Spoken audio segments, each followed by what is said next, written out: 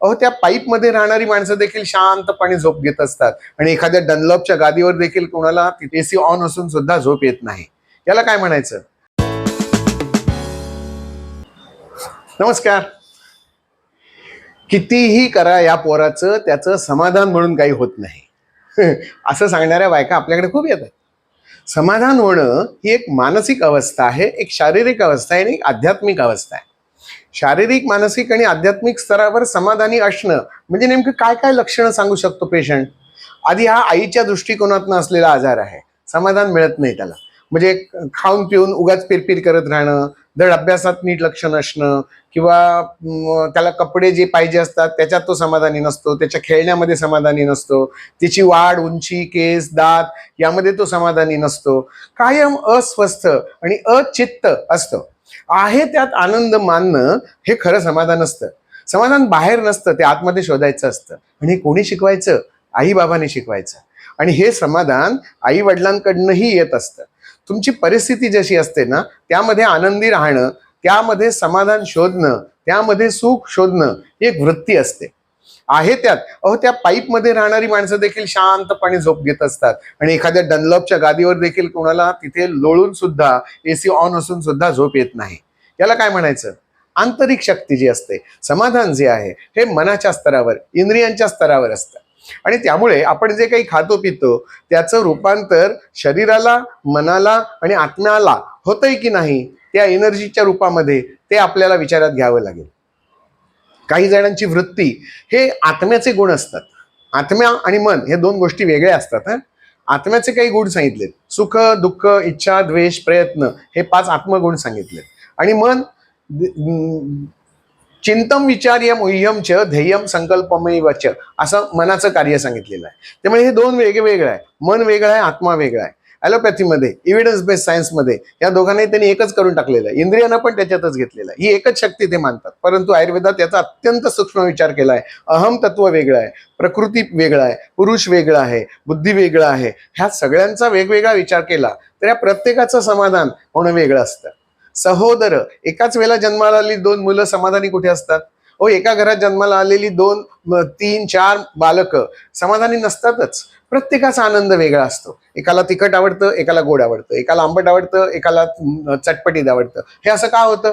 कारण त्या त्या गोष्टींमधला त्याचा आनंद, त्याच्या मनाला होणारा आनंद वेगळा असतो. मनाचा आनंद वेगळा असतो आणि आत्म्याला होणारा आनंद वेगळा असतो. काही जण आत्मानंद असा शब्द वापरतात, परंतु आत्मानंद हे जे काही आहे हा अत्यंत उच्च कोटीची अवस्था असते. मनाला होणारा आनंद असतो त्याला म्हणतात सुख. अनुकूल वेदनीयम सुखम असं म्हटलंय आणि प्रतिकूल वेदनीयम दुःखम.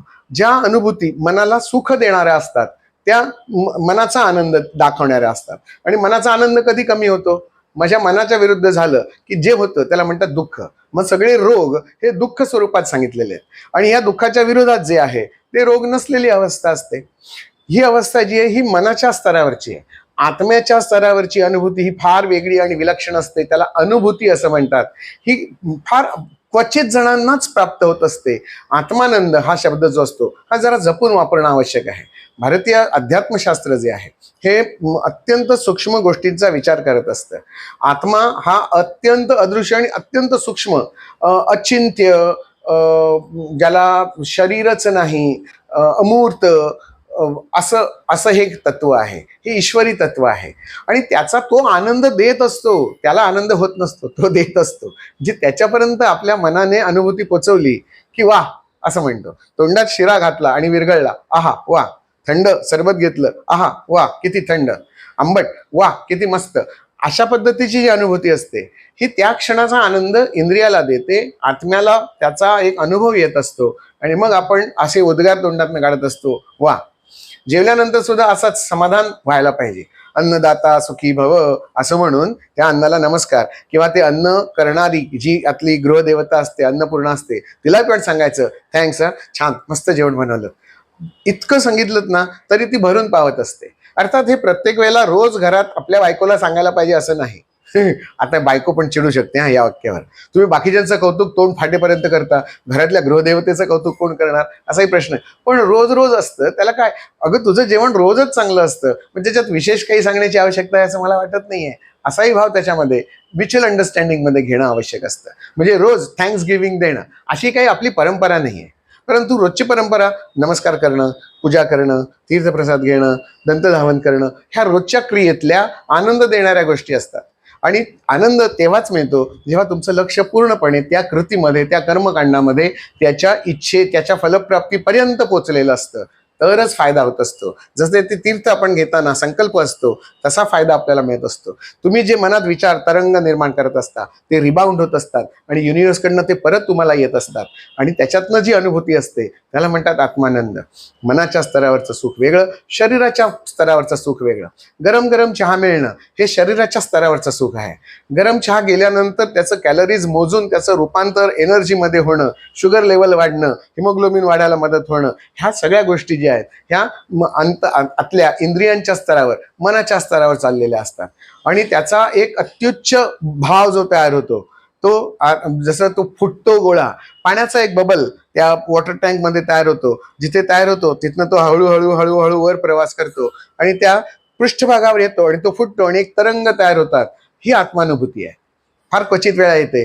साधना असेल त्यांनाच ते जमते. त्यामुळे साधनेला सुरुवात करा. साधना म्हणजे नामस्मरण. आपल्या इष्ट देवतेचं नामस्मरण जर केलं तर हा आत्म्याचा आनंद तुम्हाला एका वेगळ्या स्तरावर, वेगळ्या उंचीवर घेऊन जात असतो. बोलताना आनंद मिळाला पाहिजे, लिहिताना आनंद मिळाला पाहिजे, खाताना आनंद, वाढताना आनंद, फिरताना आनंद. हे सगळं जीवन आनंदमय होण्यासाठी आनंदमय कोश, पंचकोश सिद्धांत आपल्याकडे सांगितलेला आहे. त्यातला हा आनंदमय कोश यापर्यंत आपल्याला पोचायचं आहे. हा जो प्रवास आहे हा शरीर कोशापासून तयार होत असतो, प्राणमय कोश वगैरे सगळा, आणि हा शेवटचा जो आनंदमय कोश आहे तिथपर्यंत आपल्याला पोचायचं आहे. आणि हा अनुभव प्रत्येकाला वेगवेगळ्या स्तरावर, वेगवेगळ्या अवस्थांमध्ये, वेगवेगळ्या वयाच्या टप्प्यावर येत असतो. आपल्याकडे हे टप्पे वेगवेगळे सांगितलेले आहेत. त्याच्याशी गुरूंचा असलेला संबंधही सांगितलेला आहे. तेव्हा हे सगळं भारतीय अध्यात्मशास्त्र जेव्हा आपण मुळातनं शिकत जातो, दर्शनशास्त्रांचा अभ्यास करायला पाहिजे, उपनिषदांचा अभ्यास करायला पाहिजे. युट्यूबवर खूप छान आहेत. अविवर्तक यांची काही उपनिषदांवरची व्याख्यानं आहेत, ती तुम्ही ऐकलीत तरी चालतील. आणि मग तुम्हाला हा मन, आत्मा, इंद्रिय, सुख आणि आनंद याच्यातल्या छोट्या छोट्या परिभाषा ज्या आहेत ह्या तुम्हाला समजत जातील. धन्यवाद.